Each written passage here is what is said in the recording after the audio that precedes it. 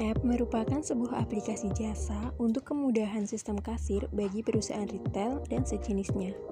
In-app sendiri diharapkan menjadi aplikasi yang memberikan berbagai kemudahan yang ditemukan dalam satu aplikasi.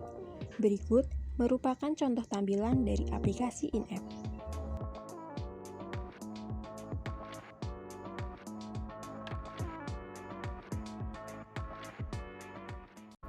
Latar belakang kami menciptakan in-app adalah yang pertama, di Indonesia, industri usaha kecil dan menengah atau UKM merupakan salah satu tulang punggung ekonomi negara. Kedua, perkembangan teknologi digital berdampak positif pada kehidupan manusia di segala sendi. Salah satunya adalah pada dunia usaha. Ketiga, peluang bisnis di bidang teknologi industri yang mana para pedagang kesulitan dalam melakukan administrasi transaksi. Yang terakhir, membuat kami menciptakan inovasi baru semacam aplikasi penunjang agar kegiatan usaha bisa terakomodasi dengan baik. Data perusahaan In-app Corporation dengan bidang usaha In-app yang berlokasi di Jalan Lintas Selatan 100 dan KM2, Kulitan, Kecamatan Sidorejo, Kota Salatiga, Jawa Tengah, dengan kode pos 50176. Nomor telepon perusahaan kami adalah 0898 7186 800. Perusahaan kami bergerak pada model bisnis pembuatan aplikasi transaksi. Visi In-app Corporation menjadi aplikasi yang mengedepankan kualitas dan pelayanan terbaik di Indonesia dalam memenuhi kebutuhan pelaku usaha dalam digitalisasi administrasi transaksi dengan berbagai fiturnya yang efektif. Dengan berbagai misinya, 1. Menjadikan In-app sebagai aplikasi yang diminati kalangan pelaku usaha dengan menyediakan platform digital yang efektif dan efisien. Kedua, memberikan pelayanan yang terbaik kepada semua konsumen untuk menjaga kepuasan dan loyalitas. 3. Terus menyediakan update sistem aplikasi ke versi terbaru, sehingga dapat menjadikan solusi bagi setiap permasalahan yang timbul dalam usaha. 4. Meningkatkan kesejahteraan seluruh karyawan, pemilik, dan memaksimalkan profit badan usaha. Yang bertujuan menjadi pionir usaha rintisan pengembangan teknologi aplikasi yang membantu memecahkan suatu masalah, meningkatkan efektivitas dan efisiensi dalam pelaksanaan kegiatan usaha melalui bantuan aplikasi transaksi. Manfaat: memaksimalkan digitalisasi sistem kasir dengan adanya pencatatan transaksi, pemberitahuan eksperimen barang, manajemen harga modal dan harga jual, serta perhitungan yang didesain otomatis. Selanjutnya, rencana pengembangan usaha. Dalam rencana pengembangan usaha ini, yang pertama kami melakukan rencana pengembangan software. Hal ini terfokus pada persiapan sistem aplikasi dan juga proses produksinya. Setelah proses produksi in-app, selanjutnya dilakukan uji coba terhadap fitur-fitur yang ada di dalam aplikasi guna mengevaluasi. Yang selanjutnya dilakukan perbaikan fitur-fitur in-app untuk meminimalisir kesalahan pada sistem. Proses ini akan terus diulangi hingga in-app siap digunakan. Dan yang ketiga, launching in-app. In-app siap untuk launching dan dipublish melalui Play Store yang nantinya dapat digunakan oleh perusahaan retail untuk membantu dalam menjalankan sistem kasir maupun pendataan. Selanjutnya, in-app dapat diakses oleh seluruh perusahaan retail. Pengguna akan diberikan bimbingan, pelatihan, dan juga semacamnya untuk dapat menggunakan aplikasi in-app ini. Nah, selanjutnya pengiklanan yang lebih luas. Peluasan iklan dapat dilakukan seperti menjadi sponsor di acara televisi, event-event nasional, maupun melalui platform media sosial. Struktur organisasi perusahaan in-app terdiri dari direktur utama dan 3 manajer, yaitu manajer pemasaran, manajer keuangan, dan manajer produksi. Produk yang kami produksi adalah sebuah aplikasi bernama in-app. In-app merupakan sebuah aplikasi sistem kasir yang fitur-fiturnya dapat mempermudah perusahaan retail dalam mencatat dan mengelola data transaksi maupun persediaan. In-app dapat diakses melalui smartphone, personal komputer, dan sejenisnya yang sudah terhubung dengan jaringan internet. Fitur-fitur dalam in-app didesain supaya mudah digunakan dan juga memudahkan pengguna. In-app digunakan untuk mencatat transaksi dan juga pendataan persediaan. Kami menghadirkan in-app yang diharapkan dapat menjadi sistem kasir yang praktis dengan basis teknologi dan mempermudah perusahaan retail dalam pencatatan serta pengelolaan transaksi. Dalam rencana tahapan produksi, langkah awal dari proses produksi ini adalah perancangan konsep dan teknis produk web yang akan dibuat supaya sesuai dengan kebutuhan pengguna. Kemudian, kami berkonsultasi dengan programmer untuk memastikan desain yang dibuat fungsional dan juga user-friendly. Selain itu, kami juga memastikan mengenai estimasi biaya dan pengembangannya. Setelah berkonsultasi dengan programmer, selanjutnya adalah pembuatan aplikasi dan website sesuai dengan perencanaan konsep dan juga desain yang telah disepakati. Selanjutnya, kami melakukan simulasi atau demo website dan aplikasi untuk mengetahui kesesuaian dengan konsep dan desain.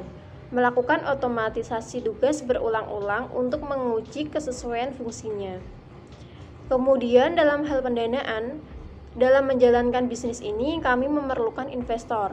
Maka dari itu, pada tahap ini diperlukan adanya kerjasama dengan investor.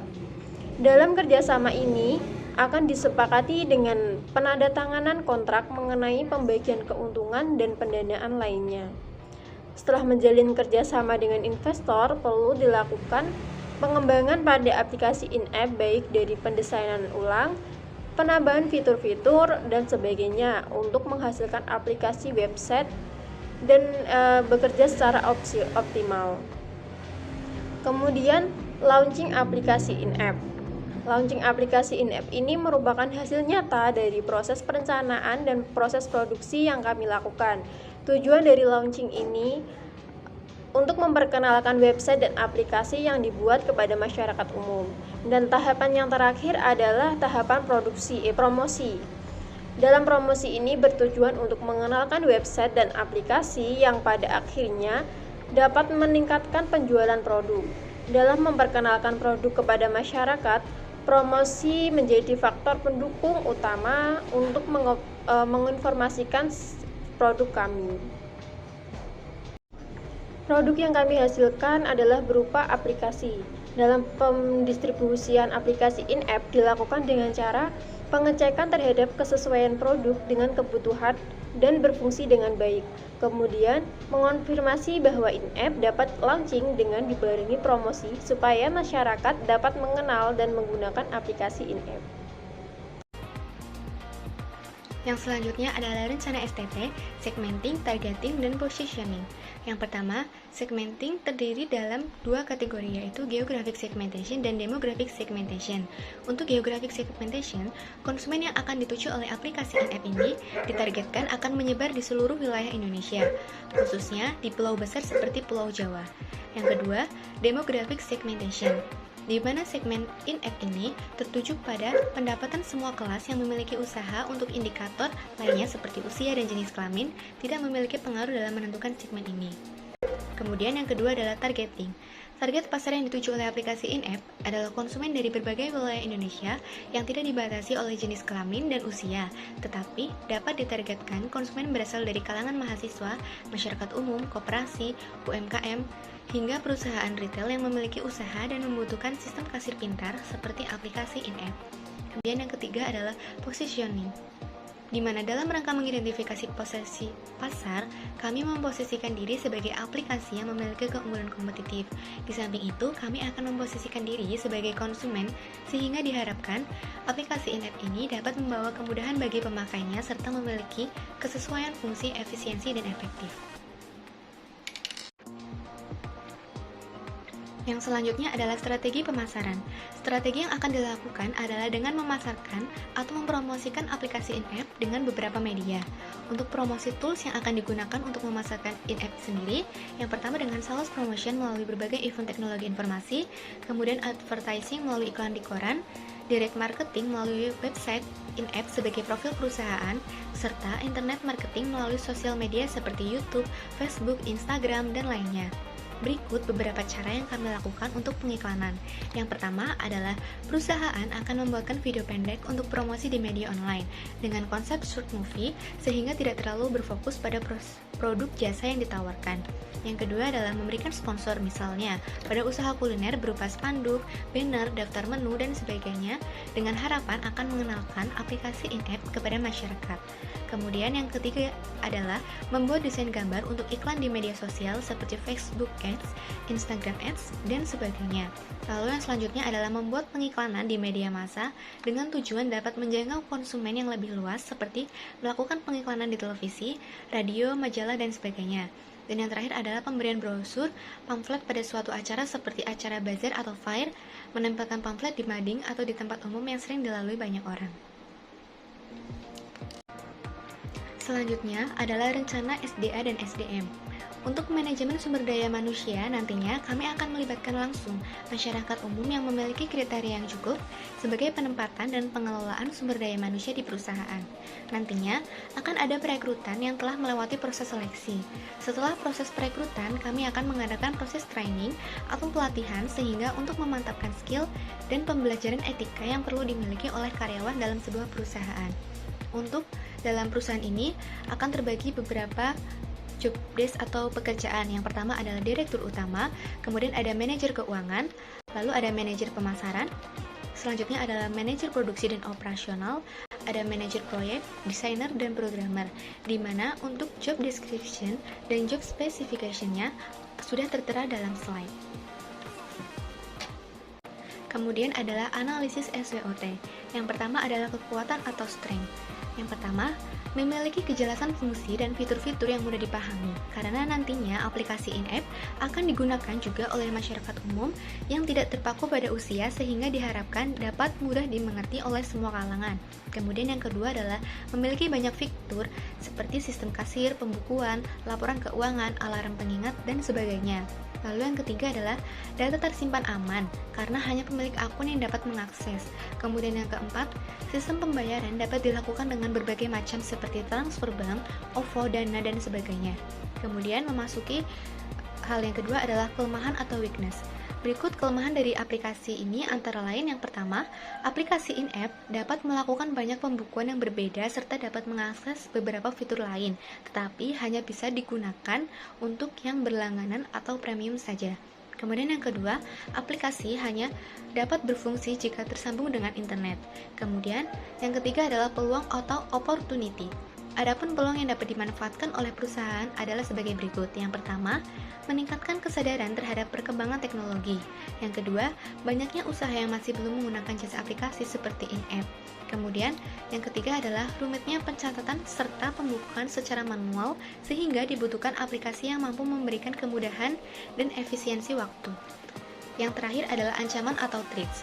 Berikut ada beberapa faktor yang berpotensi menjadi ancaman perusahaan, antara lain yang pertama, semakin banyaknya aplikasi pesaing yang serupa. Kemudian, yang selanjutnya adalah pesaing berasal dari perusahaan-perusahaan besar, dan pesaing yang menyediakan berbagai macam fitur sehingga banyak pilihan yang dapat diakses dalam satu aplikasi.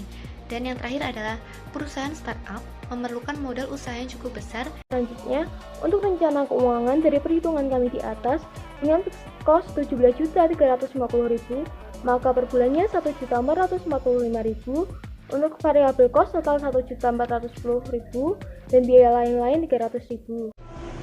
Modal awal yang diperlukan dalam pembuatan aplikasi ini adalah 19.060.000 dengan harga jual yang kami tetapkan 150.000 dengan keuntungan 35%, yaitu 15% untuk investor dan 20% untuk pemilik usaha.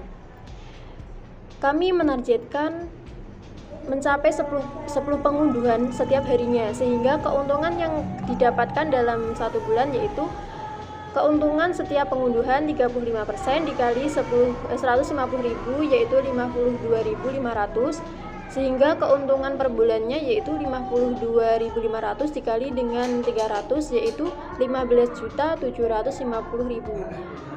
Untuk itu kami melakukan proyeksi keuntungan selama 5 tahun yaitu 15.750.000 dikali dengan 12 bulan dan dikali 5 tahun menghasilkan 945 juta.